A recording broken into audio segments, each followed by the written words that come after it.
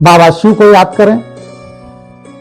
और आज का बहुत अच्छा प्रश्न है कि भगवान का साक्षात्कार करना, सभी दुखों से मुक्ति पाना है, सभी समस्याओं से मुक्ति पाना है, सभी सांसारिक बाधाओं से मुक्ति पाना है, जिसमें हमारे ऋषि मुनि भी यही प्रयासरत रहे और करते चले गए। परमपिता परमात्मा ने बताया है कि साक्षात्कार करने की आस नहीं रखनी है। भगवान की या देवता की साक्षात करने की आस नहीं रखनी है। साक्षात्कार करने से मुक्ति नहीं मिलेगी। लेकिन भगवान ने यह भी बात कहा कि अगर बहुत जिज्ञासा हो तो साक्षात्कार मैं करा देता हूं। मैं अपने बच्चों की इच्छाओं को मारता नहीं हूं, लेकिन भगवान ने कहा उससे फायदा कुछ भी नहीं होगा। साक्षात करने से न मुक्ति मिलेगी और ना ही आपकी कोई समस्या का समाधान होगा।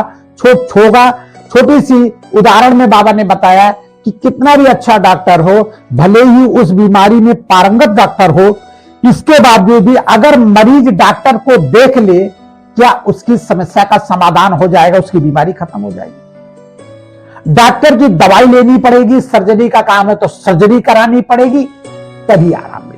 तो ऐसे ही भगवान ने कहा कि कभी मुझे दर्शन करके मेरे साक्षात्कार करने के बाद भी न पाप कटेंगे न मुक्ति मिलेगी और कोई भी फायदा भी नहीं होगा। ये परमपिता परमात्मा कहता है। बाबा कहता तुम्हारे पापों की जो गठरी है, जो आत्मा में एक जंक लगी हुई है पापों की, वो सिर्फ भगवान को याद करके और भगवान का ज्ञान सुन के। और भगवान का ज्ञान क्या है?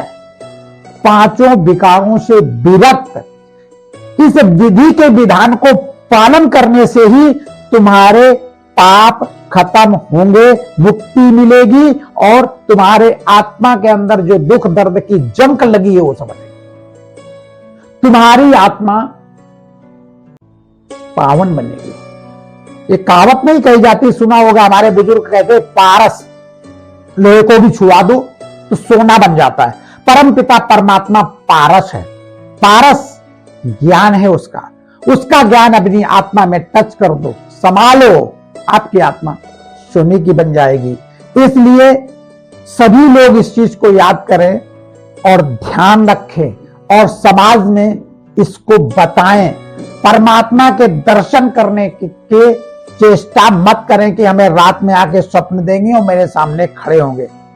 सोचो भगवान आया और निकल गया, तुम्हें क्या लाभ मिलेगा?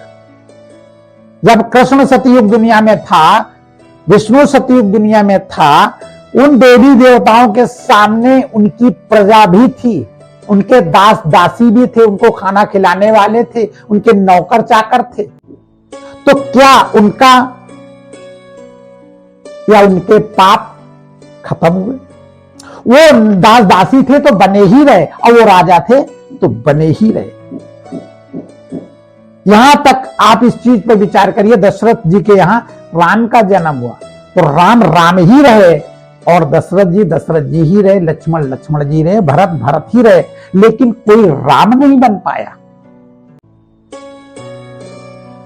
दर्शन करने से, साक्षात करने से कोई भी लाभ नहीं प्राप्त होगा। कृष्ण के परिवार में कितने सदस्य थे?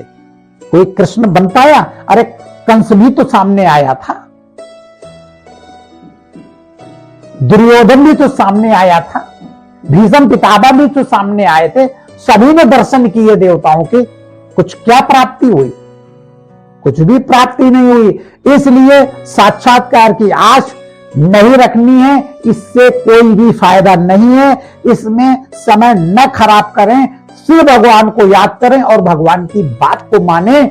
जो भगवान की बात को मानेगा और भगवान को याद करेगा, मुक्ति भी मिलेगी, पाप भी कटेंगे और इस आत्मा की जंग भी निकलेगी और आत्मा आपकी सोने की हो जाएगी और फायदा ही फायदा होगा। बाबा शिव को याद करें और फायदे के हकदार बने। परमात्मा एक सागर है, ज्ञान का सागर, आनंद का सागर, सुख का सागर, शांति का सागर, प्यार का सागर, मधुरता का सागर। भगवान सब चीज का सागर है, खुला सागर है, जितना चाहो भर लो।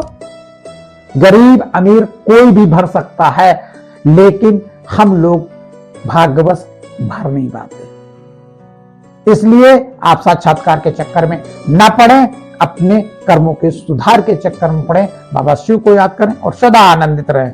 बाबा शिव।